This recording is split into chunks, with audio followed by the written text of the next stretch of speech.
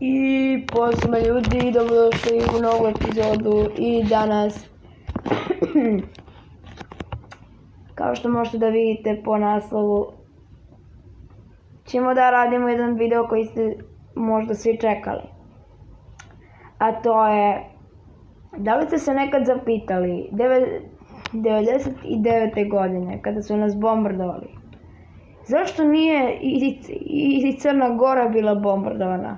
Pošto je, kao što znate, Crna Gora i dalje bila sastav tadašnje SR Jugoslavije.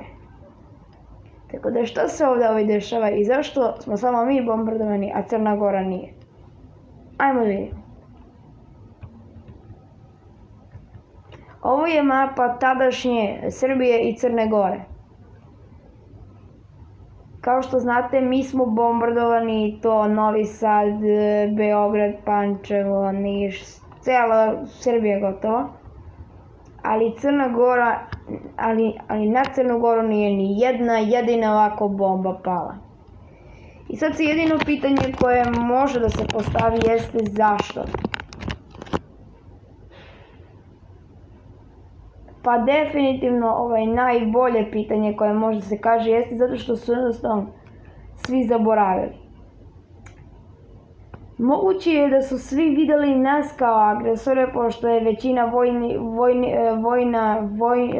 vojnika išla u građanski rat, su bili srpski vojnici i moguće da su oni jednostavno zaboravili da je Crna Gora uopšte deo nas, pošto je Crna Gora minijaturna. Inače, ovo ne radim da bi iko uvredio, ali jednostavno nije velika zemlja, mala je zemlja.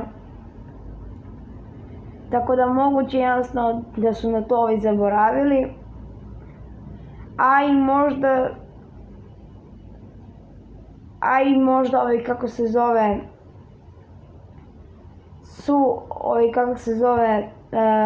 nisu htjeli da ih bombarduju, pošto su smatrali da oni ništa nisu bili krivi.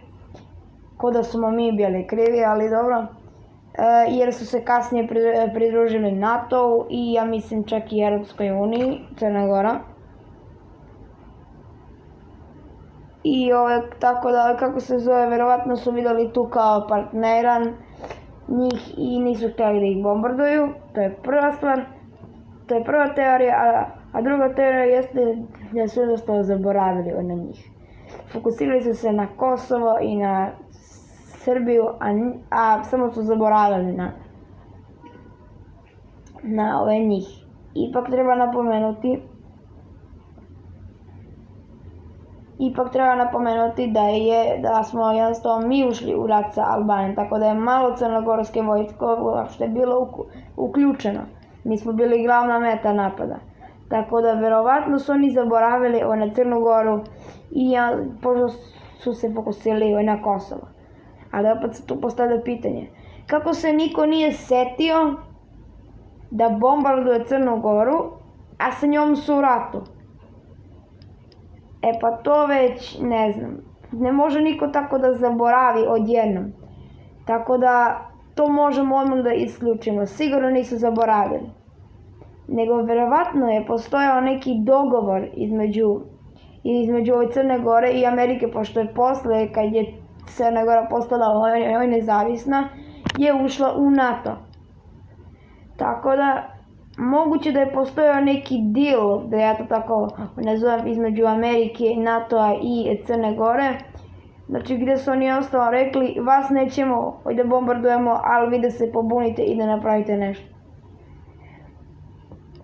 Obe teorije su tačne, ali ne znam. Moguće da su zaboravili, ali sad ćemo da pređemo i još neke teorije. Treća moguća teorija jeste da jednostavno nisu imali potrebe da ih napadaju. Njihov fokus je bilo Kosovo i znači ovdje se vodio rat. Tako da nisu imali nikakve potrebe da upadaju u Crnu Goru i da prave novi konflikt.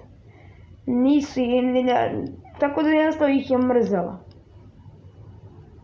Mrzelo ih je da tamo upadaju i samo su bombardovali. ili su jednostavno skroz zaboravili. I četvrta teorija jeste da je Crna Gora možda krišom sarađivala sa njima, pošto su 2006. godine proglasili nezavisnost od nas. Dakle, možda su oni sarađivali tajno sa NATO-om i onda posle ušli u NATO a odvojili se od nas. To je vrlo, vrlo moguće i tako da ko zna, možda je to. Po meni najbolja teorija jeste i ova gdje su jednostavno kompletno od njih zaboravili. Mislim, i ni samo Crna Gora nije bila svesna. Mislim, Crna Gora je vjerovatno bila svesna, ali nije htjela da ih podsjeća da su u ratu. Tako da Crnogorci su vjerovatno znali da su oni u ratu, ali nisu htjeli da ih podsjećaju da ih ovi ne bi bombardovali kao Hitler. Tako da Crna Gora je nekako uspjela da prođe i moja glavna teorija i najtačnija teorija po meni jeste da su jednostavno svi zaboravili. Tako da i dan danas svi pričaju da je NATO bombardovao Jugoslaviju, ali niko nikad ne pominje Crnu Goru. Znači svi isključuju Crnu Goru. I eto prijatelji, to bi bilo to što se tiče ovog videa. Video je kratak, ali sladak. Ok, to nisam trebao da kažem. Niko ovu temu nije pokrenuo, tako da evo ja sam mora neko.